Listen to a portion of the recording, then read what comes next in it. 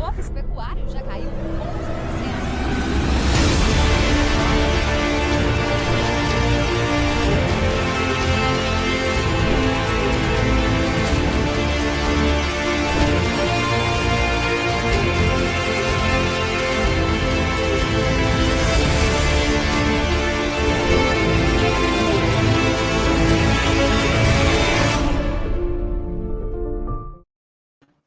Olá, pessoal, boa noite, sejam todos bem-vindos. Nós ficamos uma semana fora do ar por conta de um strike que o YouTube deu no canal, porque postamos um vídeo de um prefeito que nem corresponde à opinião do canal do Jornal da Cidade Online. Mas estamos de volta e com força total, e hoje nós temos a honra de receber o deputado federal Felipe Barros e o analista político Gustavo Gayer. Deputado, muito obrigada por aceitar falar com a gente. Não, é uma honra para mim estar aqui com vocês mais uma vez, com essa dupla dinâmica que eu adoro, a Camila e o Gustavo, no Jornal da Cidade Online. Prazer para mim estar aqui. Gustavo, muito obrigada, Gustavo. O prazer é totalmente meu. Como vocês sabem, eu sempre coloco à disposição para participar aqui do jornal, um jornal que eu acompanho e que é também uma das minhas principais fontes de informação para ajudar a divulgar a verdade pelo Brasil. E é um prazer estar aqui com o deputado federal Felipe Barros, e com você também, Camila, e a Lê nos bastidores cuidando de tudo. Deputado, o general Silva e Luna chegou colocando ordem na Petrobras e já trouxe lucro logo no primeiro dia. Ele trouxe 16 bilhões de valorização no mercado. São boas notícias? Excelentes notícias. Eu conheci o general Silva e Luna quando ele estava no Paraná, presidindo a Itaipu Nacional. E, de fato, ele fez uma revolução positiva na Itaipu Nacional, reduzindo os custos e, portanto, aumentando os lucros da empresa. Ele conseguiu aumentar consideravelmente os lucros da Itaipu e eu tenho certeza absoluta que é esse caminho que ele vai fazer também na Petrobras. Tanto é que, ao tomar posse, ao ser anunciado, não lá atrás, agora, ao ser aceito como presidente, a empresa já teve uma grande alta nas suas ações na Bolsa de Valores. Então é esse o caminho que ele seguirá na Petrobras, eu não tenho a menor dúvida disso. É um gestor, ele sabe gerir a máquina pública, sabe lidar com a burocracia, que não é fácil, e eu tenho certeza que se tivesse qualquer foco ainda de corrupção lá dentro, ele iria acabar com isso, porque o general Silva e Luna tem esse perfil. Gustavo Gayer, nós podemos prever choro e desespero da esquerda? Se tem uma coisa que é sempre previsível, é choro e desespero da esquerda. É uma das poucas certezas que nós temos nessa vida.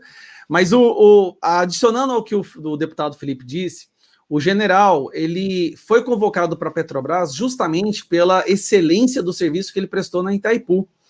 Teve uma coisa que ele fez lá, que com os lucros da Itaipu, ele construiu uma ponte entre o Paraguai e o Brasil. Isso chamou a atenção do tamanho e a eficiência desse general.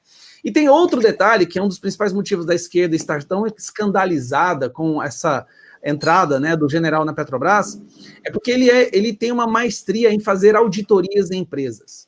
Ele faz auditoria, ele descobre onde o dinheiro está sendo desviado e ele acaba com muitos sanguessugas, parasitas que vivem dentro. E nós sabemos que a Petrobras, apesar de nós termos eleito o presidente, nós sabemos que é um mecanismo gigantesco e que ao longo de décadas foi sendo aparelhado pela esquerda em vários níveis da empresa.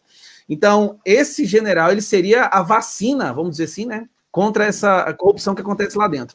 E ele tem o meu favoritismo, desde quando ele cortou 42 milhões de reais que a Itaipu colocava em patrocínios em projetos que não tinham absolutamente nada a ver com a Itaipu.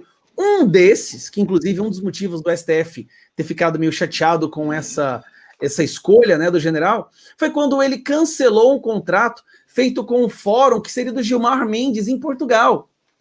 O Gilmar Mendes e um fórum feito por ele, estabelecido por ele, iria receber mais de 3 milhões de reais. Aí chegou o general Silva e Luna, foi lá e cortou isso daí. Aí vocês sabem, irritar o STF é perigoso hoje em dia, mas como é um general, ele teve os cojones para ir lá e fazer isso.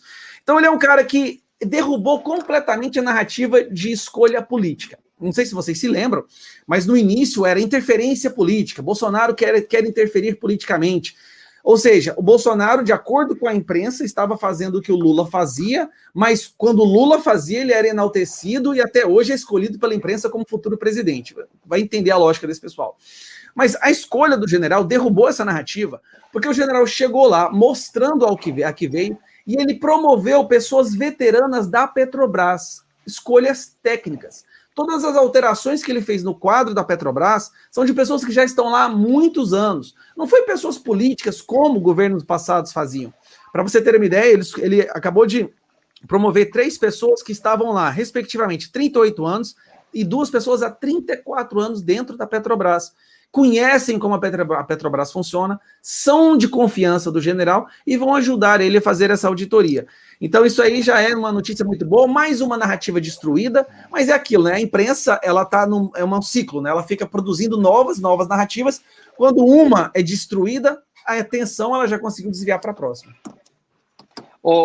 Gaia, deixa eu complementar um fato que eu ainda eu levantei isso essa semana e vou confirmar se foi de fato o general Silvio Luna que fez isso. Mas olha só, me disseram um documento, ou seja, isso acontecia. E o que eu vou dizer agora é o seguinte: a filha do ministro do Supremo Tribunal Federal, Edson Fachin, mantinha um contrato com a Itaipu Binacional de serviços advocatícios, pelo que me disseram, mais de R$50 mil por mês. Esse fato que eu vou confirmar é que o general Silvio Luna cortou, ou se isso já havia sido cortado no passado, mas que de fato ela tinha e que foi cortado, foi. A pessoa que me passou essa informação me disse que foi o general Silvio Luna, e eu acredito que tenha sido, porque de fato ele fez essa redução de custos na Itaipu. Um outro exemplo, a Itaipu tinha, olha só, um escritório em Foz do Iguaçu, onde a Itaipu fica, tinha um escritório em Curitiba, além do escritório em Brasília. E aí, muitas pessoas, principalmente os comissionados dos governos passados, não queriam ficar em Foz do Iguaçu, queriam ficar em Curitiba, queriam ficar em Brasília. Acontece que o salário da Itaipu é um dos melhores de todo o governo federal, porque é pago em dólar e tudo mais, justamente por ser binacional, né? Então, os salários ali da Itaipu não tem salário menor que R$50 mil. Então, ou seja, tinha cargo comissionado dos governos passados que recebia 50, 60, 70, 80 mil reais e não queria ficar lá em Foz do Iguaçu. Então, ele acabou com esses escritórios regionais. Hoje, tem apenas... cabides de emprego, pode-se dizer então, né, deputado? Exatamente. E a Itaipu também era usada para patrocinar, como você bem disse, mas para patrocinar muitos eventos de ministros do Supremo Tribunal Federal. É congresso aqui, congresso acolá, congresso não sei onde, viagem lá. Fórum em Portugal, do Gilmar Mendes. Tudo quanto é lugar. E isso ele cortou também.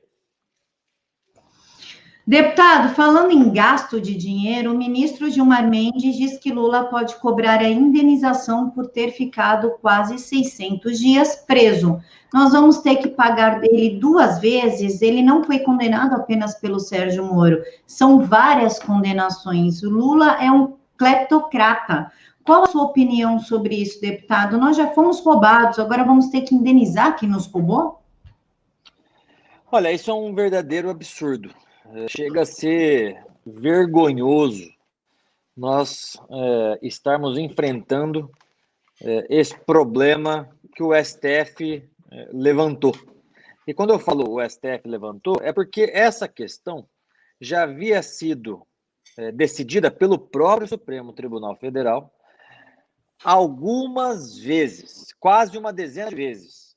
A questão que eu me refiro é se Curitiba era, de fato, o foro competente para julgar o caso do Lula ou não. O próprio Fachin, ele já havia, em seus votos, dito que, sim, Curitiba era o foro competente. Ele mudou o voto naquela decisão, de modo que tirou o processo de Lula de Curitiba, anulando esse processo, jogando para a vara aqui de Brasília. Então, se a gente vai explicar isso para um gringo, para um americano, ninguém consegue entender o que está acontecendo no Brasil, porque o Lula foi condenado na primeira instância, foi condenado na segunda instância, na terceira instância, chegou na quarta instância, que é o Supremo Tribunal Federal. Condenaram e agora estão mudando a opinião que já deram tempos atrás. Então, onde passa boi, passa boiada. Essa decisão do Supremo Tribunal Federal, ela é perigosa em inúmeros aspectos. Dentre esses aspectos é que outros políticos também vão pleitear aquilo que o Lula conseguiu ganhar, ou seja, pode ter certeza que não só os políticos, mas os empreiteiros vão usar o mesmo argumento para tentar anular os seus processos, e mais do que isso, que aí entra o que o ministro Gilmar Mendes está dizendo, que a gente, além de tudo, ainda vai ter que indenizar o Lula pelos 600 dias que ele ficou na cadeia, meu Deus. E pode ter certeza que outros também irão pedir isso que o Gilmar Mendes está levantando. Agora, o que eu queria dizer é o seguinte, a gente aprende na faculdade de Direito, qualquer primeiro-anista de Direito sabe que juiz se manifesta nos autos. Por que cargas d'água o Gilmar Mendes está levantando essa bola para o Lula cortar? Ele está levantando uma tese de que pode ter certeza que o advogado do Lula, o senhor Cristiano Zanin, nos próximos dias, nas próximas semanas, deve dar entrada no STF com algum pedido de indenização pelos dias que o Lula ficou preso. Então, além de toda a situação vexatória promovida pelo Supremo Tribunal Federal, a gente ainda tem que ficar lidando com essas situações em que o próprio Supremo joga na imprensa aquilo que certamente os advogados do Lula vão fazer daqui a algum tempo. Gustavo Gayer, o que você acha da gente ter que indenizar Lula? Olha, eu vou fazer uma recomendação a todo mundo que está assistindo agora e vai assistir depois. Já cria aí uma poupança, vai depositando ali todo mês um dinheirinho, porque em breve você vai ser obrigado a devolver para o Lula o dinheiro que você roubou dele. E não, isso parece brincadeira, mas eu não duvido que nós estamos indo num caminho que o futuro próximo será mais ou menos isso. Nós teremos que devolver o dinheiro do Lula, o dinheiro que nós roubamos dele. Só falta isso para o STF. E ainda o STF vai pedir 48 horas para você explicar por que você roubou dinheiro do Lula. Esse é o caminho que o Brasil está tomando agora. Acrescentando ao que o deputado falou, ele fez uma pergunta interessante, né? O juiz, ele só se proclama, ele só se declara nos autos. Mas por que o Gilmar Mendes fala para a imprensa, faz uma declaração estapafúrdia dessa, como jogando a bola para o Lula? Tipo, ô Lula, entra com o processo aí, cara, vai para você ser restituído. Vamos explicar aqui. Na verdade, é aquele conceito que a gente já tem, ele está meio abstrato, mas às vezes é bom quando alguém pega e fala ele de cima e embaixo, de forma vertical. Eles deram um tempo, 2019 e 2020, para ver se surgia no tabuleiro político do Brasil alguém que pudesse ser páreo para disputar com Bolsonaro em 2022. Foi ficando cada vez mais claro que essa pessoa não existe. Dória, que foi... esperavam que o Dória pudesse ser. Ciro, a gente sabe que ele é o eterno candidato, mas nunca chega a lugar nenhum. Quando eles perceberam que no tabuleiro político atual não ia surgir nenhum adversário que pudesse ter a possibilidade de derrubar Bolsonaro, eles chegaram à seguinte conclusão. Pois é, galera, nós vamos ter que liberar, então, o maior criminoso, o maior corrupto da história do mundo, tá? Porque em valores é o maior do mundo. E nós vamos ter que pavimentar o caminho para essa pessoa chegar à presidência. Porque o nosso sistema não está funcionando mais. A gente não está recebendo as verbas como costumávamos receber. Então, o que acontece? Para que isso aconteça, é muito importante chancelar no ideário coletivo uma narrativa de vítima. O Lula tem que ser transformado em vítima. As pessoas, a dó, a pena, né, a empatia vai ter que ser o gatilho emocional ativado agora nesses próximos meses, até a eleição, para que as pessoas votem, esqueçam o que o Lula fez e se preocupem apenas no sofrimento da pessoa injustiçada por um sistema, qualquer que seja a narrativa que eles queiram falar. E ele entrar com um processo de restituição, de receber dinheiro de volta, e receber, e olha que eu te garanto que vai ganhar, isso vai confirmar ainda mais a narrativa de vítima do Lula.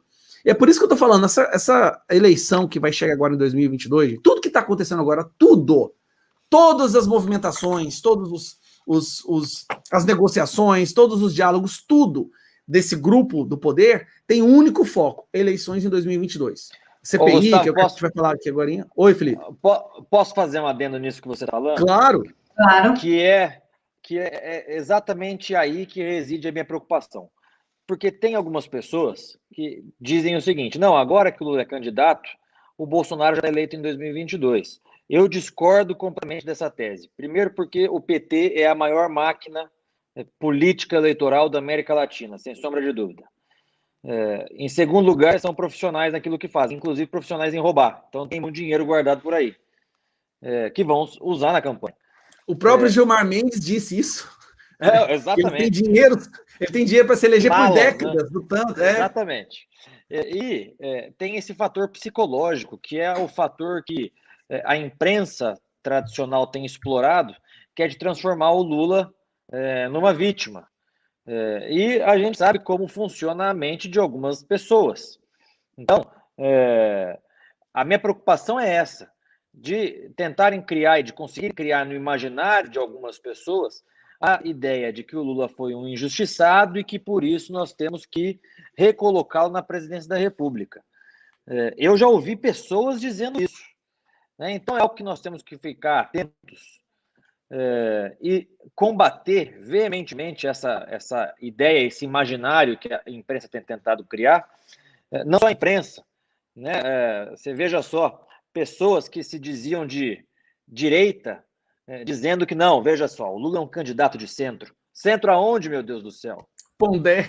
É o centro da corrupção, é o centro do satanismo, é o centro de tudo que não presta. Daí sim, o Lula é o centro, né? Mas, tirando isso, é difícil, né, gente? Não, eu concordo com você. Ele é o centro de tudo isso. O Ciro Gomes agora é o centro também. Agora só tem centro. Aparentemente não tem candidato da esquerda mais, né? A rejeição à esquerda transbordou de tal forma que agora não existe esquerda, é só centro. A gente só tem centro. Eu quero, se chegar o dia que eles virarem para falar essa pessoa é de esquerda, não, você ser eu genocida marxista do já até o Boulos vai estar falando que é de centro, né? Invadindo um apartamento dizendo que é de centro. Daqui a pouco aparece a Manuela Dávila de novo, vestida de freira. Agora, falando em indenização, eu acho que a gente tinha uma excelente alternativa para indenizar o Lula, botar o Lula para trabalhar, coisa que ele nunca fez na vida. Não, aí é tortura. Aí você está falando em tortura, olha que o STF manda te prender amanhã, viu? Felipe, você falou que agora não tem candidato de esquerda. O Boulos disse que ele quer se aproximar da direita e dos evangélicos, por isso que ele foi procurar ontem, se não me engano, foi o Patriotas, que ele se reuniu. Quem? Foram os republicanos. Meu Deus do céu. Porque ele quer se aproximar dos evangélicos e da direita. Um pouquinho antes dele falar isso, ele postou um vídeo do MTST depredando, inclusive, a Riachuelo, que fica na Leão 13, uma rua aqui da Zona Norte, por conta dos empresários poderem apoiarem o presidente Bolsonaro e poderem comprar a vacina. Eles depredaram a Riachuelo inteirinha e o Banco Safra. Aí depois ele disse que quer se aproximar da direita. Gaia, quer comentar? Você fez uma cara. Não... Gente, é sério, o Brasil você tem que ter muito estômago para poder até comentar as notícias políticas, tentando manter uma cara séria, né? Não eu fico imaginando deputado federal lá na Câmara, o Felipe, debatendo com o Gleisi Hoffmann, com essas pessoas, essas figuras, essas caricaturas, né, que ocupam lugares do poder público, e essa imprensa também brasileira. Mas vamos lá. É perceptível que existe uma rejeição da esquerda no Brasil hoje, né? O Brasil hoje rejeita a esquerda. Isso é inegável. Então a esquerda agora está se transmutando, ela está se aparentando mais moderada, ela está tentando aparentar mais comedida, com a ajuda da imprensa. Vocês viram na eleição da Prefeitura de São Paulo? Que isso, o Boulos só faltou ir na missa. Né? O jeito que ele estava se portando, as conversas que ele estava tendo, falava, daqui a pouco ele vai na missa com a Bíblia debaixo do braço. Mas é tudo um teatro. É isso que a gente tem que bater sempre na tecla. É tudo apenas um teatro. Assim como o Boulos agora, tentando se aproximar dos republicanos com os evangélicos. Eu fico pensando, é como se fosse um satanista tentando pregar numa igreja católica. Isso não faz o menor sentido. Felipe está sem som. Deputado, o senhor está com o microfone. Pronto. Eu tive que tirar da internet, do Wi-Fi, colocando 3G, porque, por incrível que pareça, 3G está melhor do que o meu sinal de Wi-Fi. Mas eu abri aqui a notícia dizendo desse encontro do Boulos com o Republicanos, com o presidente do Republicanos, o deputado Marcos Pereira, meu colega aqui de Câmara, e algo que me chamou muita atenção foi o seguinte, veja só, abre aspas, o encontro ocorreu na residência de um amigo em comum no bairro dos Jardins, Zona Norte de São Paulo. Então é o famoso esquerda caviar, o Boulos, né? Bairro dos Jardins. Por que não convidou o nosso colega deputado Marcos Pereira para oferecer um jantar a ele num assentamento do MTST? Mas não, foram lá nos Jardins, Zona Nobre de São Paulo, jantar. Ponto 1. Ponto 2. Ele não defende o isolamento social, por que ele estava aglomerado num jantar discutindo política, sendo que São Paulo está lá com Dória decretando lockdown. Então está lá descumprindo, inclusive, uma determinação sanitária do governador de São Paulo, o Dória. Né? E o terceiro ponto é que é o seguinte, se fosse no passado, alguns anos atrás, eu acho que nós poderíamos ficar preocupados com essa tese do Boulos de aproximação com o público evangélico. Porque, vamos falar sobre alguns fatos históricos. Se nós pegarmos, por exemplo, as igrejas neopentecostais, nos governos do PT, sempre fizeram parte do governo do PT. As igrejas neopentecostais. As tradicionais, não. As tradicionais sempre foram mais conservadoras, de direita e etc., aqui no Brasil. Agora, com a eleição do presidente Bolsonaro, nesses últimos anos, com o advento da internet, das mídias alternativas, como o Jornal da Cidade Online, as pessoas hoje, em especial os evangélicos, eles sabem exatamente aquilo que está se passando. Um Boulos da vida não vai conseguir convencer o povo evangélico de que ele, Boulos, é o representante dos valores cristãos e que vai defender esses valores caso ele ganhe uma eleição, porque todo mundo sabe que é mentira, que ele tem uma cara lavada, que ele precisa fingir que é um personagem. O PSOL defende o aborto, defende a ideologia de gênero, defende tudo que é contrário às pautas que nós cristãos acreditamos. Então, por conta disso aqui, o celular, as nossas tias do Zap, um beijo a todas elas, os tios do Zap, compartilhando aí quem é Boulos, quem é PSOL, quem é PT, eu acho muito difícil que ocorra essa aproximação. Pode até ser que tenha uma corrente minoritária, como, por exemplo, lá, as católicas pelo direito de decidir, que de católicas não tem nada, mas se auto-intitulam católicas para falar de aborto. Eu me lembro quando fui vereador lá em Londrina, a gente aprovou o projeto de lei para proibir a ideologia de gênero na cidade. Depois o Alexandre de Moraes veio e derrubou recentemente a lei.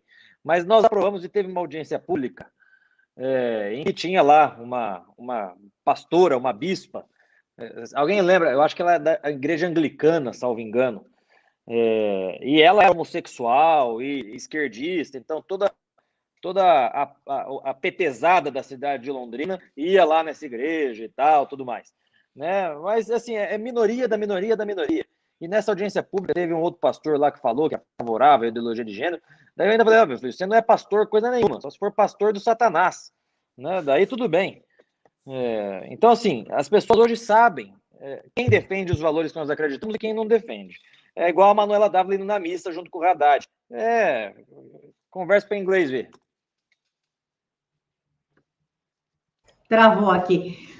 Deputado, após o Brasil produzir a própria vacina através da Fiocruz, o presidente Bolsonaro ficou bem quietinho, deixou todo mundo atacar ele, porque o segredo do sucesso realmente é o silêncio. Ele veio aqui com a fabricação brasileira da vacina. Agora nós teremos o nosso próprio 5G. O que nós ganhamos com isso? Olha, quando a gente fala de 5G, é preciso a gente ter em mente que nós estamos falando de soberania nacional. Não dá para ser discutido a questão do 5G sem esse enfoque, que é o enfoque da soberania nacional. Então, existem duas linhas de 5G que, segundo o edital, serão ofertadas para a concessão que será feita aí nos próximos meses. Quais são essas duas linhas? Uma linha exclusiva para a utilização do poder público e uma outra linha exclusiva para a utilização do resto da população brasileira.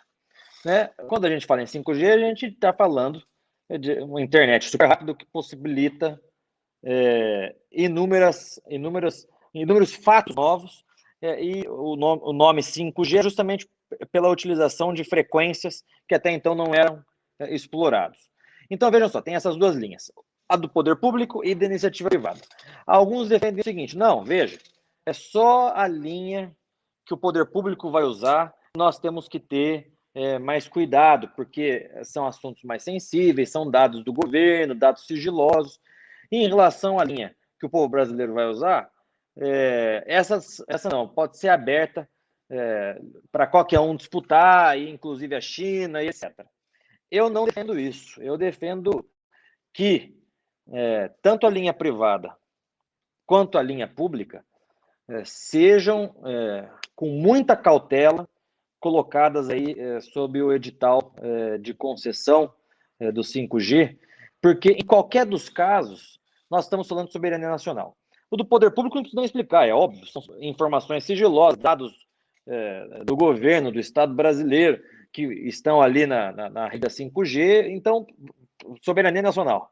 Agora é o seguinte, quando a gente diz que os dados da população brasileira também se relacionam com a questão da segurança nacional, da soberania nacional, é porque, vamos partir de um exemplo concreto, se a Huawei ganha a concessão para essa linha privada, ela vai saber exatamente todas as tendências de todos os aspectos do povo brasileiro, tendências políticas, tendências culturais, econômicas, aquilo que o povo brasileiro tem comprado, tem deixado de comprar, com a nova ciência dos megadados e tudo mais, isso vai ser possibilitado. Então, se você controla e se você tem essas informações, você na prática já destruiu a soberania nacional e a segurança nacional de um país.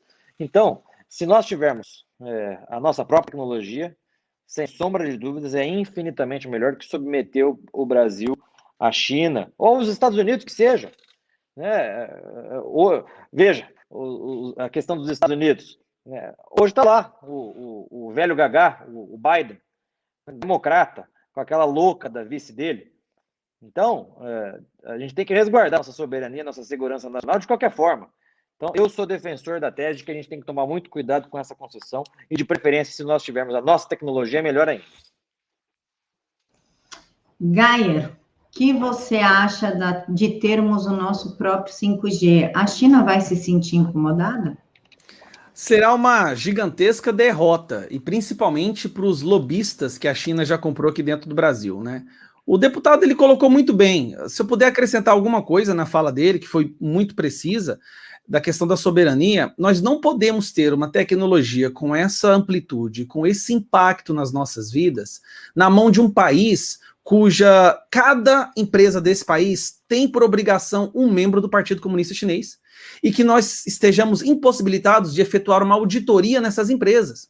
É isso que isso representa. Se a China toma conta da 5G, se o Brasil fica sob esse guarda-chuva da 5G chinês, você pode ter certeza que na empresa da Huawei tem membros do Partido Comunista Chinês. Isso é uma regra, tá? Do Partido Democrático Chinês, que eles chamam lá, da Republicano Chinês, como chama? Da República da China. Tem um membro comunista em cada empresa na China. Toda empresa, no membro de conselho, no CEO, tem sempre um membro do Partido Comunista, que são 90 milhões de pessoas. Então você vai ter olhos de pessoas comunistas que querem destruir o resto do mundo, que querem expandir o seu império. Isso, inclusive, é um juramento que eles fazem ao se filiar ao Partido Comunista Chinês, tá? A missão de expandir o Império Comunista para o resto do mundo e a dominação dos chineses no mundo. Então nós teríamos aí as nossas informações mais cruciais, vitais, sendo usadas por essas pessoas. Aí o Felipe disse uma coisa, né? Eles vão saber das tendências. Eles vão poder prever o que vai acontecer aqui no país de acordo com essas metadatas. Mas e tem um outro lado que é pior ainda. Eles vão poder usar pessoas chaves de influência no nosso país, usando as informações dessas pessoas como uma forma de chantagem. Eles vão dominar aqueles que formam as opiniões do nosso país. E todas essas pessoas têm seus esqueletos dentro do armário. Só que esse armário agora vai ficar lá na China, dentro do Partido Comunista Chinês. Então imagina o que eles seriam capazes de fazer com isso.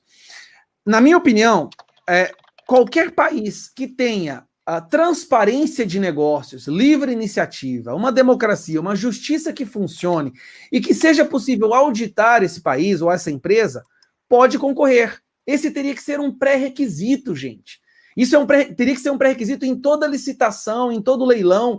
Somente países que tenham liberdade de imprensa, liberdade de expressão, que possa ser sofrer auditoria e que tenha transparência da sua economia, poderia participar em negociações tão profundas no nosso país.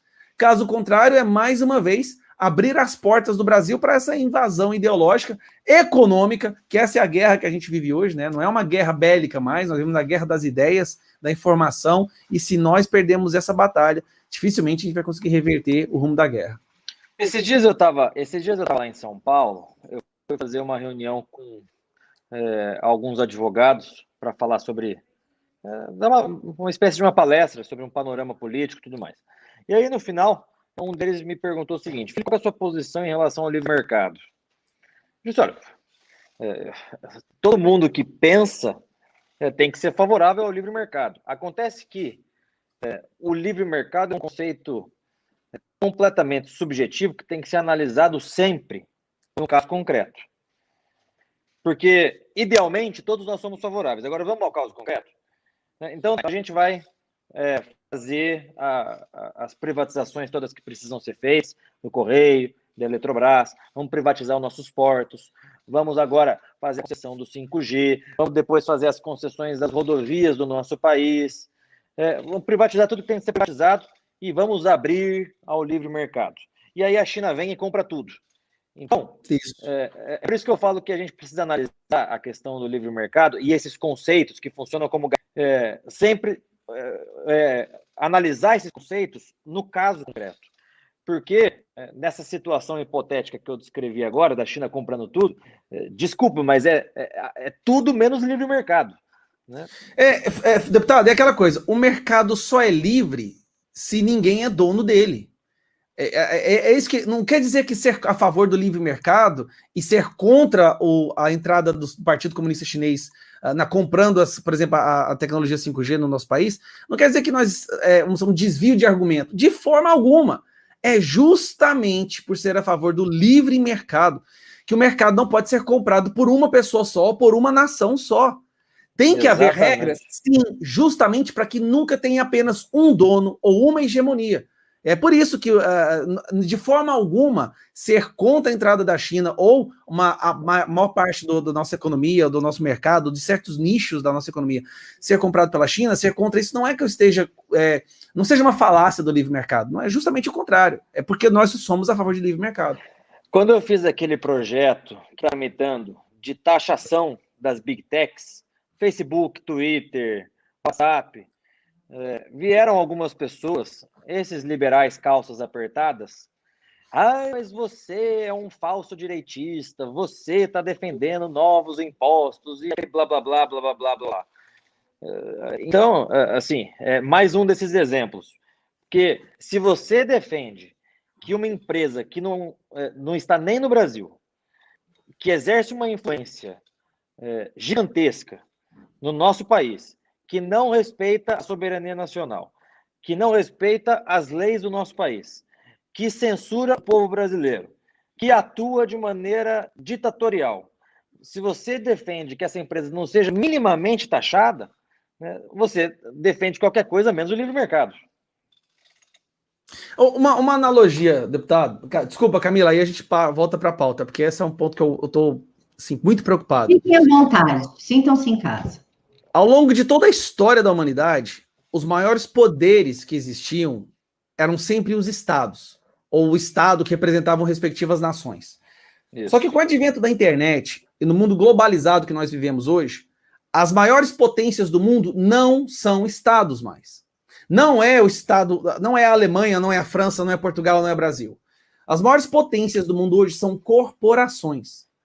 E, ao contrário de estados, os estados, há democracia, há uma troca de chefia, há uma participação do povo, certo?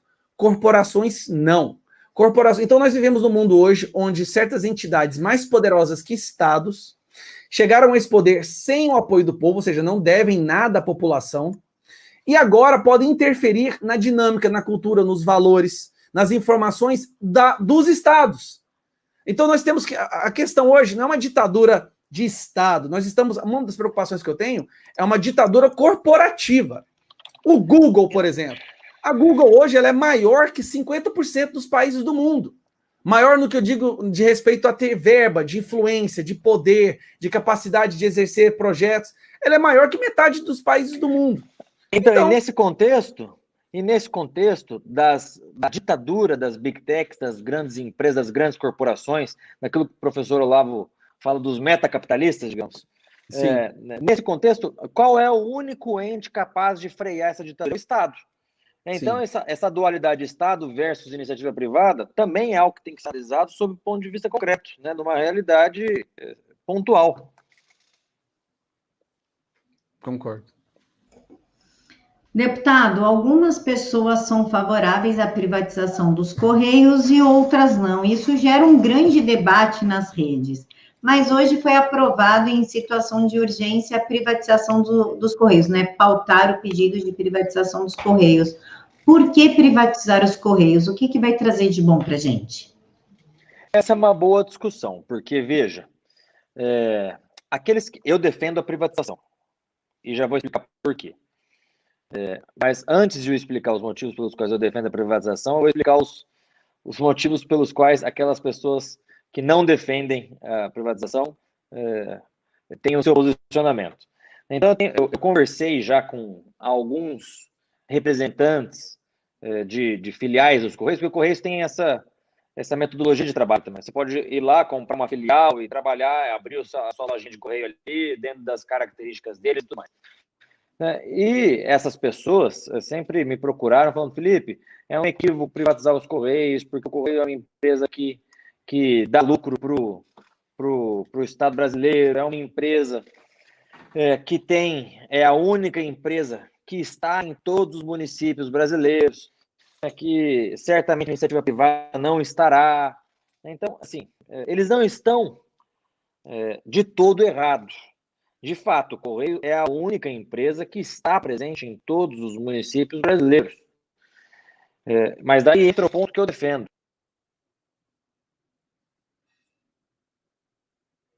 Gayer, o deputado caiu, então eu passo a palavra a você. O que podemos explicar da privatização? Tá vendo, deputado? Isso que dá a falar mal da China. Vai falar mal da China para você ver o que acontece. Foi falar mal do Google, caiu. Agora eu que vou cair também aqui. Aí vai ficar a Camila terminando o jornal sozinha. Não, mas eu entendi o que o deputado está falando, e é um argumento que faz sentido do ponto de vista daquelas pessoas que são contra a privatização. O fato do Correios está em todas as áreas do Brasil. Olha, existe uma forma híbrida de existência, como tem nos Estados Unidos. Lá existe o Correio americano, né? Mas existe também outras entidades que participam da questão da correspondência, como o PS, DHL, FedEx, e tem o Correio, existem os Correios americanos, aqueles que funcionam perfeitamente. Não há um monopólio, é isso que é interessante, não há um monopólio da entrega de correspondência, enquanto no Brasil há. Vou falar uma coisa da Bolívia. A Bolívia também tinha o Correios estatizado, assim como o Brasil. Eles conseguiram falir o Correio na Bolívia. Hoje, se você mora na Bolívia e você pede alguma coisa pelo Mercado Livre, pelo Amazon, em qualquer lugar, não chega na sua casa. É sério. É enviado para uma central, onde você tem que ligar, perguntar se chegou e você tem que ir lá buscar. Então aqui nós temos um problema do Correios que ele, ao longo do tempo, ele foi sendo inchado e foi sendo corrompido e transformado em cabide de empregos. Teve uma pesquisa que fala que o Correios é uma empresa que tem um chefe para cada 2 funcionários. Isso aí já não é mais uma empresa, isso não tem uma visão de eficiência. Isso tem uma visão simplesmente de agradar eleitoral, curral eleitoral, cabide de empregos. E, na minha opinião, tem que ser privatizado sim, tem que ser aberto esse espaço para que outras empresas possam entrar e que haja concorrência. E talvez possa ser mantido um correio bem reduzido, uma empresa de correios bem reduzida, apenas para a entrega de determinados documentos, como do governo, né? Agora o imperador da China já deixou o deputado voltar, vou devolver a palavra para ele. Eu acho que é a China ou o STF querendo nos boicotar, só pode ser isso. Ou os dois juntos, né? Não duvidaria. Então, voltando àquilo que eu estava dizendo, não é por essas razões que eu acredito que nós temos que manter uma empresa que já foi sucateada, que foi destruída pelos governos passados, cujo fundo de pensão foi assaltado e os trabalhadores hoje estão tendo que pagar mais uma vez para se aposentar aquilo que eles já tinham pago no passado. Porque, no final das contas, aonde o Estado está, a tendência de dar problema é enorme. É enorme não, aliás. Da totalidade das ditas empresas públicas, nenhuma delas funciona como iniciativa privada, por conta de toda a burocracia estatal que as nossas leis exigem e que, consequentemente, vai contra a própria iniciativa privada. Porque enquanto uma empresa pública tem que fazer uma licitação que demora 6 meses, 8 meses, a iniciativa privada quer comprar uma tecnologia, vai, compra e pronto, acabou. Em 24 horas, se a empresa quiser, está lá a iniciativa privada. Então, é uma questão, acima de tudo, conceitual, que é o seguinte, o Estado brasileiro, ou qualquer Estado, mas vamos falar daqui do Brasil, o Estado brasileiro não tem capacidade para gerir a empresa chamada Correios, como já foi comprovado historicamente nos últimos anos. De fato, é uma empresa que está em todas as cidades brasileiras, sem sombra de dúvidas, mas daí podem ter certeza que a iniciativa privada também estará. Porque o argumento de alguns é o seguinte, não, a iniciativa privada só vai aonde dá lucro, né? Só vai aonde terá muitas correspondências para enviar, ou seja, só estará dentro dos grandes centros. Tudo bem, até chegar uma outra empresa e ocupar esse vácuo que existirá nas cidades pequenas. É a iniciativa privada, é a lei da oferta e da demanda. Então, apesar do argumento daqueles que não defendem a privatização não estar de todo errado, a questão é, acima de tudo, conceitual. Não compete ao Estado gerir uma empresa que tem monopólio da entrega de correspondências e que já foi sucateada e destruída nos últimos anos. Só para terminar o discurso do deputado, eu penso da seguinte maneira. Esse tipo de raciocínio, esse tipo de lógica desse argumento, que nós precisamos de ter uma empresa estatal como Correios para poder chegar nas áreas pobres, esquecidas e abandonadas, que leva o Brasil a ter áreas pobres, esquecidas e abandonadas. Exatamente. Esse tipo de raciocínio, fala, não, a gente precisa de ter uma empresa estatal para poder cuidar daquela região pobre. Esse tipo de lógica faz com que aquela região pobre exista. Porque o dinheiro que poderia ser usado para dar saneamento, transporte, educação, retirar aquelas pessoas daquela região, daquela situação, é, na verdade, usado para alimentar uma empresa gigantesca, ineficiente, justamente para servir de argumento. Não, pelo menos envia as cartas lá. Olha, sejam criadas, então, diretrizes. As empresas que quiserem tomar essa parte do mercado, elas terão certas condicionais. Você toma essa região, mas você vai ter que entregar cartas, ou você vai ter que fornecer o seu serviço para essa área. Você tem que garantir que nenhuma área ficará esquecida. Pronto. Como no marco do saneamento também, né? Foram feitos esses condicionais. Agora, só para terminar, vocês se lembram? A Camila não, que ela é novinha, ela tem uns 20 anos. Mas você também não, deputado, você tem 20 e poucos, vocês são novos. Eu, que já tenho meus cabelos brancos e acabei de comprar meu primeiro óculos da minha vida hoje, eu me lembro da época que ter um telefone era um item de luxo. Telefone era colocado em testamento.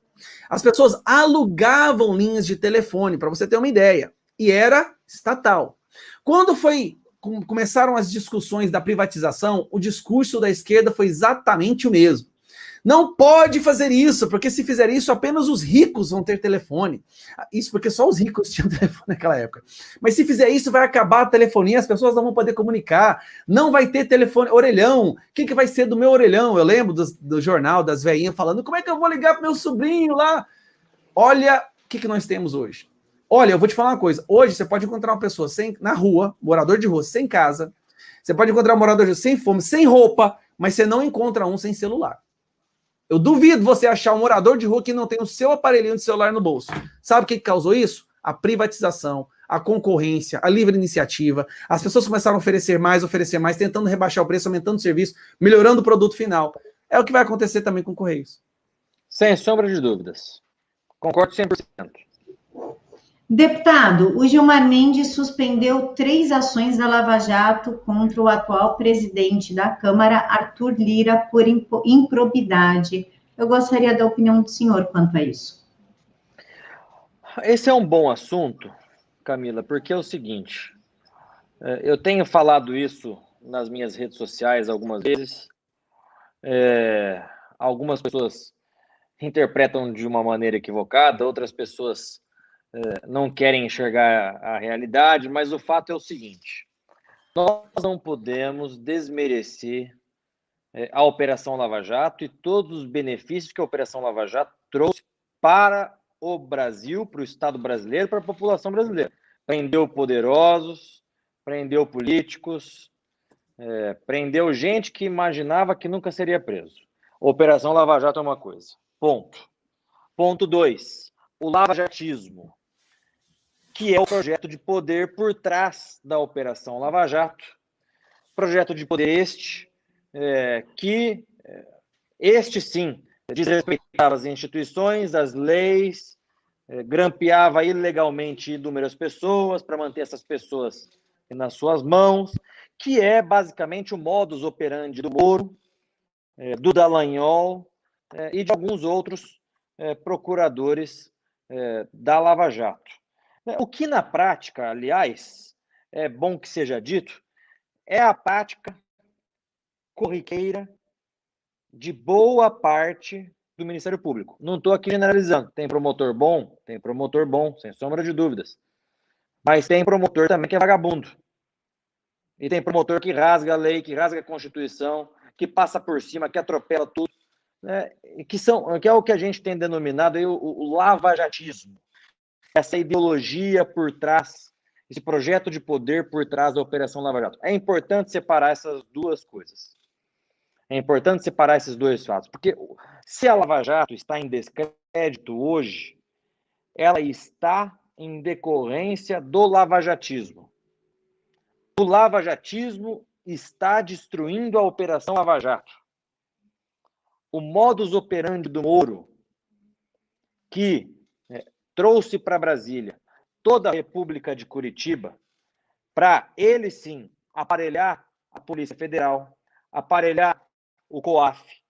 Ele fez isso pensando justamente em fortalecer o projeto lavajatista, e é justamente isso que tem destruído a Operação Lava Jato. Então, essa questão tem que ser analisada sobre esse enfoque. Eu não sei os detalhes desse processo do Arthur Lira, não sei os motivos pelos quais o Gilmar Mendes suspendeu essas investigações. Defendo que todo mundo que tenha indícios sejam investigados, mas também que sejam investigados esses procuradores e esses juízes que rasgam a Constituição por um projeto político de poder. Eu digo isso, gente, tem pessoas que me interpretam da maneira errada, mas é o seguinte, eu mesmo já fui vítima. Quando eu fui vereador na cidade de Londrina, eu não sei se eu já contei esse caso para vocês, se eu não contei, eu vou contar. Quando eu fui vereador na cidade de Londrina, uma professora da rede municipal de ensino tirou os aluninhos, 5, 6 anos de idade, da sala de aula, sem autorização dos pais, levou para um espetáculo de candomblé, umbanda, sem autorização dos pais.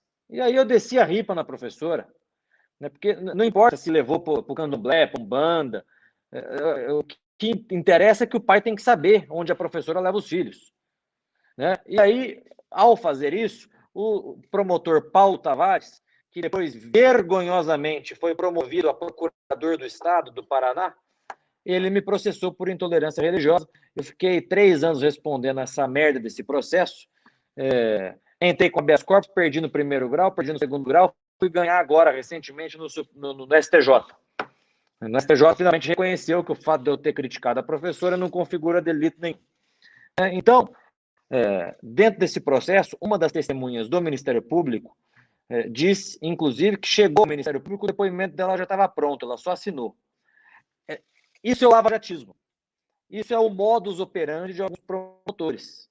O que o Alexandre de Moraes faz em relação aos inquéritos inconstitucionais, os dois, o inquérito das fake news, o inquérito dos ditos atos antidemocráticos, aquilo é o lavajatismo. De mandar fazer busca e apreensão na casa de todo mundo, numa cacetada só, e prende parlamentar, e esculacha com não sei quem, e investiga, não sei. Isso é o lavajatismo. E é isso que nós não podemos aceitar. Então, nesse caso específico, eu não sei quais são as condições em que o ministro Gilmar Mendes suspendeu as investigações do Arthur Lira. O que eu sei é que, e que eu defendo, é que quem tem que responder, que responda o seu processo, mas que a gente não pode continuar aceitando esse modus operandi de alguns promotores, de alguns procuradores e de alguns juízes. Isso é um dos problemas mais graves que nós temos que enfrentar, e toda vez que a gente tenta enfrentar esse problema, a grande mídia diz o seguinte: eles estão tentando enfraquecer o combate à corrupção. E combate à corrupção? Por que ninguém investiga o Ministério Público e Poder Judiciário? Os juízes que vendem sentença, os promotores que vendem parecer. Por que ninguém investiga? Por que a Globo, lixo, não vai atrás de investigar esses promotores, esses juízes que vendem sentença, que fazem rolo e que tem empresa laranja para lavar dinheiro e etc. Então, se é para investigar, que a gente investigue tudo. Gaia? Ativismo judicial, esse é um dos principais problemas que nós temos no Brasil hoje. O lavajatismo é um sintoma desse ativismo da parte dos juízes, né, daqueles que decidem, que deveriam seguir a lei. O que nós pedimos é única e exclusivamente que seja seguida a letra fria da lei, e não é isso que acontece hoje. Exatamente essas ações que o STF, o deputado falou muito bem, essas ações hoje que os ministros do STF cometem, onde eles rasgam a Constituição, ignoram direitos naturais, é exatamente o que o Sérgio Moro fez num grau mais baixo. O que aconteceu? Foi tolerado em grande parte isso no Brasil, porque essas ações foram tomadas contra uma pessoa que representava um perigo, o maior corrupto da nossa história. Só que agora isso voltou para nos assombrar, porque isso deixou brechas nos processos, justamente para que o Gilmar Mendes desse essa liberação, abandonasse, ou não sei, anulasse essas 3 indicações aí do Arthur Lira. E se preparem, porque vai ter muito mais. O Lula é só o cume desse iceberg. Várias outras pessoas que foram condenadas, que estavam sendo investigadas, vão ser agora inocentadas, ou seus processos serão cancelados, anulados, justamente porque usarão desse ativismo por parte do Moro e do seu lavajatismo, né, dos morominions que ele levou lá para Brasília, para derrubar isso daí. Mas é a mesma coisa em níveis diferentes. O que o STF está fazendo com o Brasil agora é o que o Moro estava fazendo também. A diferença é que o Moro fez com o Lula. Então muita gente virou os olhos para isso. Eu mesmo, em certos momentos, nossa, cara, mas ele passou da linha. Mas é contra o Lula, não tem problema. Foi um erro que nós cometemos. A lei deve ser seguida sempre, custe o que custar. E outra coisa interessante, a imprensa agora fica aí soltando matérias. Estão querendo acabar com a Lava Jato, é a volta da corrupção. A mesma imprensa que está fazendo propaganda para o Lula. Tem como entender o raciocínio deles? Esse extremo jornalismo ataca uma supostamente destruição da Lava Jato, querendo jogando a culpa do Bolsonaro, né? A culpa agora é do Bolsonaro, isso aí também. Mas, ao mesmo tempo, apoiam para a presidência o maior corrupto da história do nosso país, se não do mundo inteiro. Eu estou lendo um livro que eu recomendo para todo mundo, que é o Globalismo e Ativismo Judicial, Ministério Público, Agente de Subversão Social. Livro excelente, super didático, do Dr. Márcio Luiz Schilla. Não. Esse eu não sei pronunciar esse sobrenome, Gaia. Não, é do Márcio Schilla. É o Márcio Schilla. Márcio Luiz Schilla Freisleben. Não sei pronunciar esse sobrenome. Excelente, excepcional o livro. E mostra claramente como o Ministério Público foi se transformando no decorrer da história para virar esse monstrengo que é hoje, que faz política mais do que a classe política, que se imiscui em tudo quanto é atividade, né? O prefeito lá da menor cidade do Brasil resolve fazer uma coisa, se o promotor da cidade não gosta, não pode, né? Então, o Ministério Público hoje faz mais política do que a própria classe política. A diferença é que a classe política é eleita. Os promotores não são eleitos por absolutamente ninguém, né? Então, é um problema que tem que ser enfrentado. Aí a gente entra naquele ponto que eu que para mim é o mais importante e o mais crucial de todos. Um amigo meu aqui de Goiás também, o professor da Universidade Federal, que foi expulso de lá porque criticou a ideologia de gênero, Jean-Marie Flambert, ele escreveu um livro justamente sobre o ativismo do Ministério Público e a origem disso daí. Aí ele fala, e eu não sei se o livro que você leu chega a essa mesma conclusão, é justamente a cultura gramsciana, quando adotaram Gramsci nas faculdades e usaram as faculdades de direito não como pessoas que deveriam proteger e seguir a lei, mas de transformadores sociais que deveriam acabar com as injustiças do mundo. Então são pessoas que entram no mercado de trabalho achando que elas são repletas de virtuosidades e que elas sabem o que é o certo e o que é o errado, e que elas decidirem que deve mudar o mundo. Não o que foi escrito, não o que está na lei, não o que está na Constituição. É o que nós temos hoje no STF.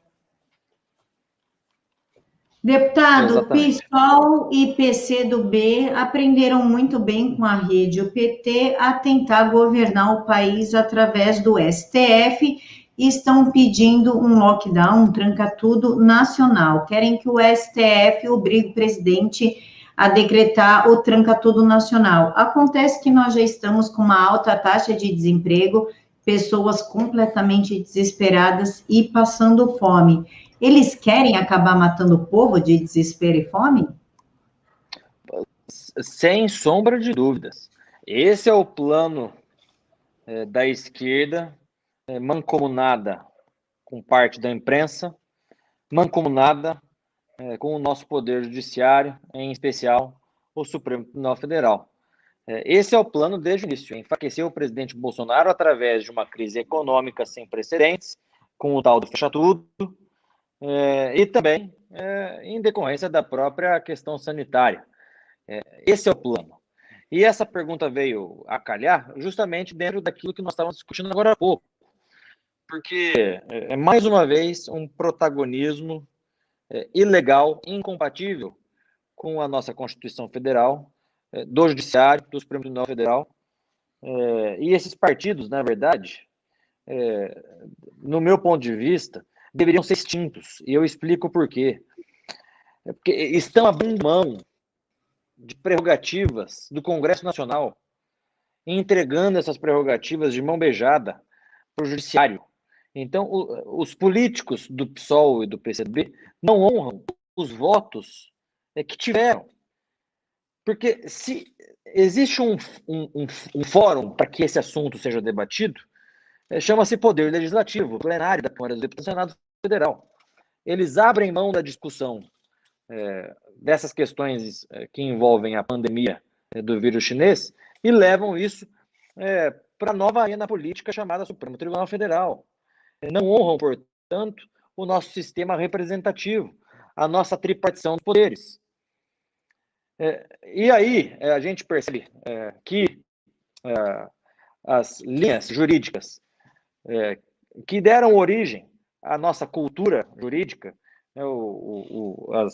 as nossas leis, a nossa Constituição, a nossa tradição judaico-cristã, nosso direito que tem raízes dentro dessa cultura, foi sendo substituída com o tempo para o sociologismo jurídico, que é basicamente o seguinte: uma tese marxista, esquerdista, fundada, inclusive, depois da Escola de Frankfurt, em decorrência da Escola de Frankfurt, que diz que o direito é basicamente um capítulo da sociologia e que, portanto, as pessoas que mexem com o direito, elas não têm que simplesmente aplicar a lei, elas têm que ser, o termo que eles gostam, operador de direito, né?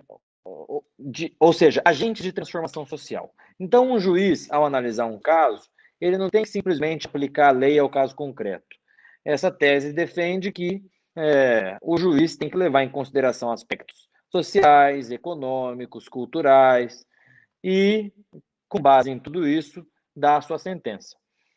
O Ministério Público, hoje, é a instituição que mais incorporou esse sociologismo jurídico, sem sombra de dúvidas. Soma-se a isso com o ativismo judicial desenfreado, cujo maior ideólogo do Brasil é o senhor Luiz Roberto Barroso,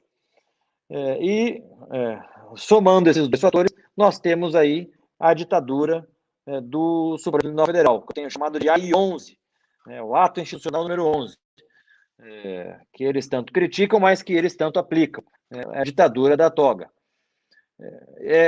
Mais uma vez, o Supremo Tribunal Federal roubando para si atribuições que são do Congresso Nacional.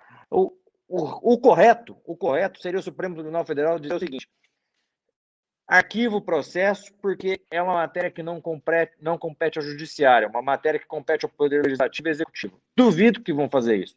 Vão dar 24 horas para o Bolsonaro se explicar, depois vão mandar o Aras abrir inquérito, depois vão fazer busca e apreensão na casa de não sei quem. É o que o Supremo Tribunal Federal tem feito ultimamente. Gaia? Olha, existe uma narrativa aí dizendo que... Uma narrativa não. Muitas pessoas estão dizendo que o STF está interferindo no governo, ou que partidos de esquerda estão interferindo no STF. Eu vejo da seguinte maneira: somos nós que estamos interferindo. Em 2018, quando a gente elegeu o Bolsonaro, a gente começou a interferir num sistema que era muito bem calibrado, que funcionava de forma como se fosse uma sinfonia de uma orquestra. Nós é que somos os atrevidos, nós é que interferimos nesse sistema, nas catracas e nas roldanas do estamento, e agora eles estão revidando. E a gente está sentindo o peso do coice. O STF é hoje o despachante de partidos da esquerda. Pode ser PSB, PDT, PSOL.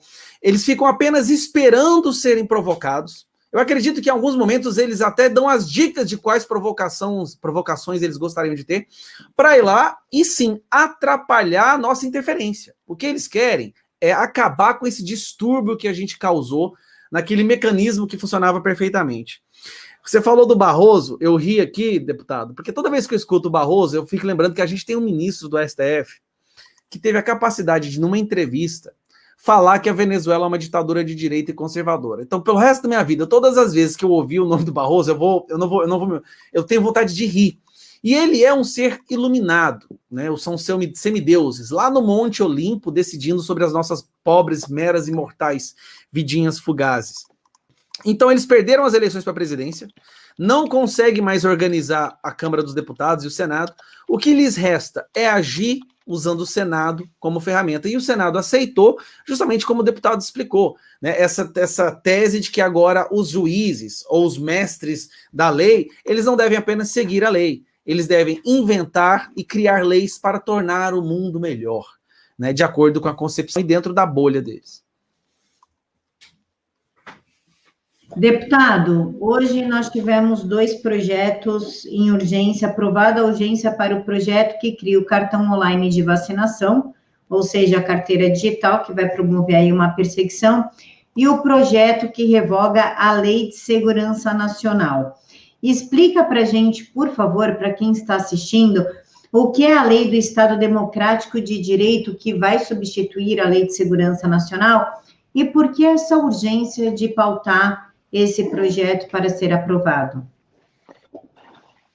É uma boa pergunta, porque é um assunto que foi votado a urgência para votação desse projeto um pouco mais cedo. Eu votei contra a urgência desse projeto. Mas olha só, eu defendo a revogação da Lei de Segurança Nacional. Defendo desde lá de trás, quando o inquérito das fake news começou a ser usado para perseguição de bolsonaristas, que de fato é um resquício do regime militar e que está sendo até o presente momento utilizado como perseguição a todos nós que somos apoiadores do governo. É uma lei que tem tipos penais extremamente abertos, criados no regime militar justamente para permitir que os nossos militares usassem a Lei de Segurança Nacional de acordo com o que eles bem entendessem. A realidade é outra. Nós estamos aí há não sei quanto tempo já se findou o regime militar, então eu concordo com a tese de que tem que ser revogada a Lei de Segurança Nacional. Ponto. O que vai ser aprovado depois disso? Aí é que está o problema. Porque, no meu ponto de vista, nós precisamos não de uma lei de defesa do Estado democrático de direito, expressão essa que os nossos esquerdistas adoram. Nós precisamos de uma lei de proteção do Estado brasileiro. Esse deveria ser o enfoque. Instrumentos de proteção do nosso território, instrumentos de proteção da nossa soberania, instrumentos de proteção de tudo isso que nós estamos vendo na geopolítica mundial. Lei de defesa do Estado brasileiro. É isso que eu tenho defendido.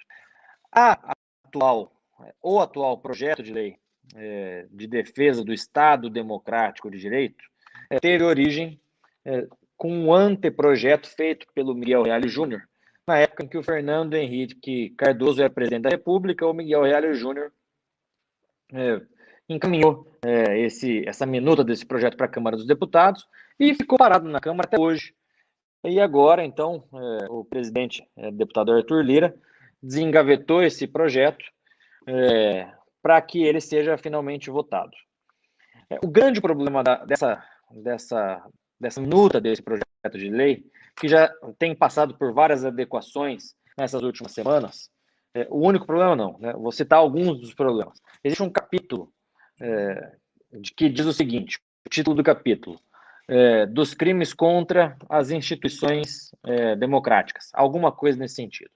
Para mim, nenhum crime desse capítulo deveria existir, porque continuam sendo tipos penais abertos, que dão ampla margem de subjetividade para o juiz que vai aplicar a lei, e a gente cai no mesmo problema que nós tínhamos na Lei de Segurança Nacional. Aliás, tipos penais abertos, a consequência direta é aumentar a ditadura do judiciário, porque o juiz vai interpretar como quiser, né? E a gente tem uma questão nesse capítulo, que é o capítulo da defesa das instituições democráticas, que é um problema também conceitual, porque eles confundem propositalmente o que são as instituições democráticas e o que é a democracia. A democracia é o quê? A democracia é a voz do povo, é a população ser ouvida, se manifestar. Na Grécia existia a democracia direta. Com o aumento dos países e tudo mais, a democracia ficou inviabilizada de ser da forma direta e passou a ser a nossa democracia representativa, ou seja, nós elegemos representantes que são eleitos pelo povo e esses representantes vão, então, falar em nome do povo, como se ganhassem uma procuração da população para que possam agir e falar em nome da população brasileira, né? Isso é democracia. O que são as instituições? As instituições é esse caminho do meio entre o povo e a voz da população seja de fato representada no governo. Ou seja, os instrumentos que são criados para que a população seja de fato ouvida, uma vez que não existe mais democracia direta, apenas democracia representativa. Vocês me ouviram ou falhou aqui? Não deu para ouvir. Tá. Então, as instituições são esses instrumentos criados para que a voz da população seja de fato ouvida. O que eles estão dizendo? Que você criticar, ou que você, verbo que eles gostam, atacar uma instituição, você está atacando a democracia. É falso. Essa tese é falsa. Porque eu criticar uma instituição não necessariamente significa que eu estou criticando ou atacando a democracia. Muitas vezes eu posso, inclusive, entre aspas, atacar uma instituição justamente porque essa instituição deixou de ser um instrumento da voz da população. E, portanto, tem que ser aprimorada. Então, existe essa confusão, e aquela famosa frase, que eu não sei de quem é, mas que o pessoal tem compartilhado aí, que é o último refúgio dos canalhas é a defesa das instituições. Essas pessoas se escondem atrás das instituições. As instituições têm que servir com um único objetivo. Qual é? Escutar a voz da população. São instrumentos para ouvir o povo. As instituições servem para isso. Então, existe esse problema conceitual nessa lei do Estado Democrático de Direito. E um outro problema, por exemplo, é que daí acrescentaram nessa minuta desse projeto de lei a questão que tentou ser colocado lá na lei das fake news, que é o tal do disparo em massa, né, de mensagens, que possam colocar em crédito o nosso sistema eleitoral e todo esse blá blá blá, essa ladainha toda. Então, assim, eu não posso criticar as urnas eletrônicas, porque senão, se essa lei passar, é capaz de alguém dizer que tem que ser enquadrado na Lei de Segurança Nacional.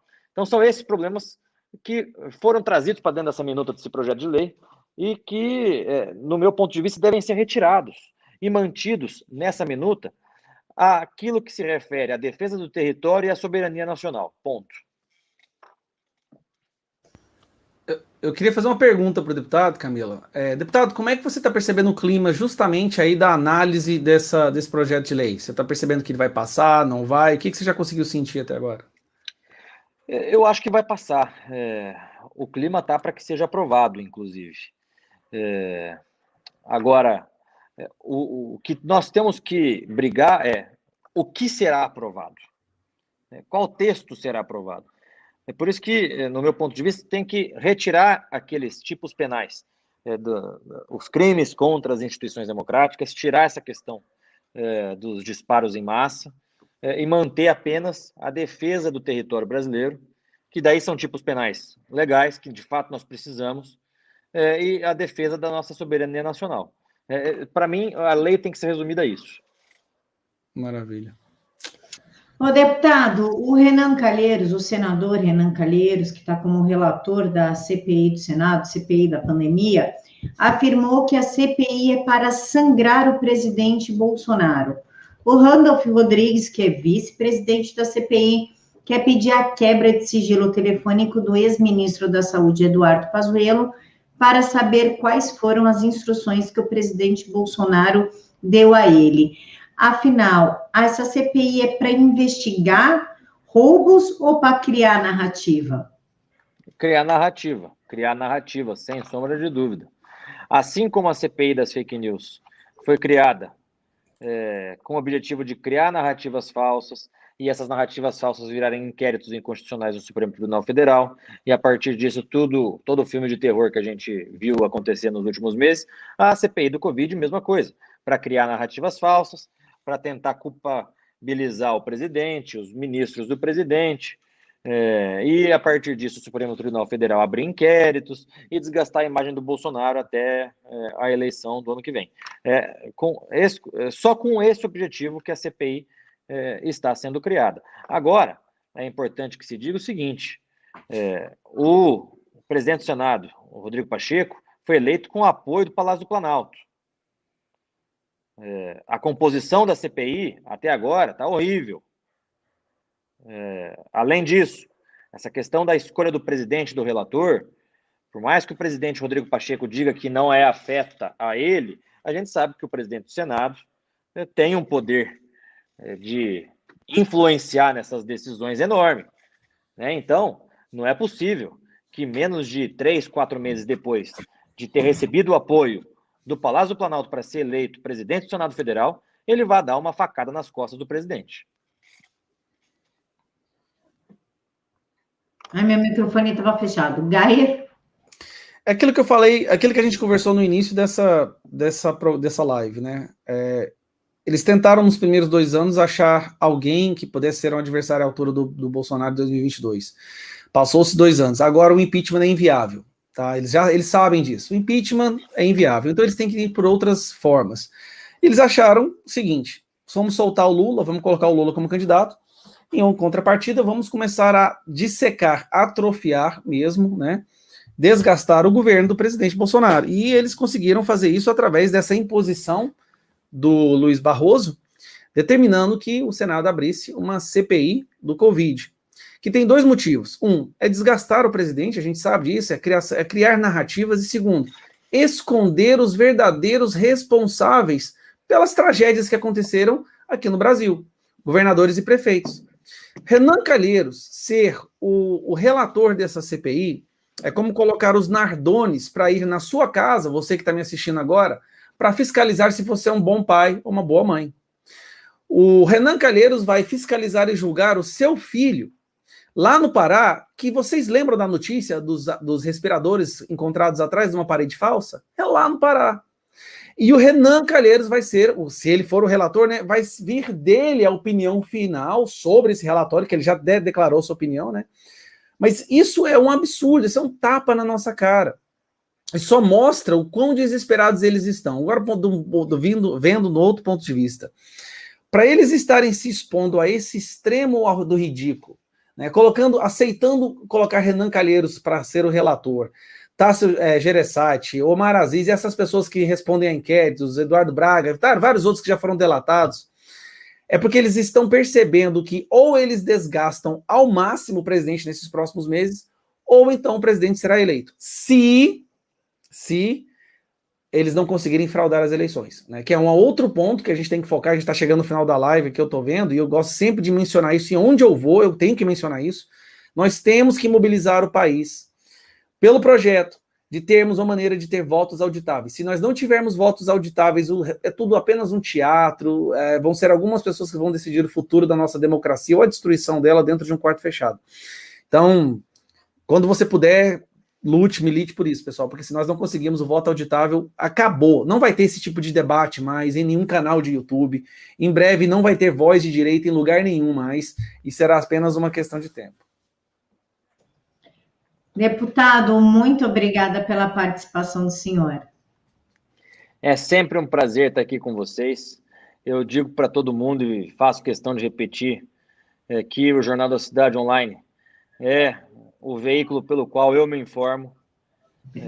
Deixem de assistir Globo, esses outros veículos. Pessoal, acompanhe o Jornal da Cidade Online, as mídias de direito, os veículos de comunicação independentes, porque aqui, de fato, nós temos a verdade e não fake news. Então, para mim, Camila, Gaia, é sempre um prazer estar aqui com vocês, conversando, e todas as vezes que me convidarem, estarei aqui. Obrigada, deputado. Gaia, obrigada por ter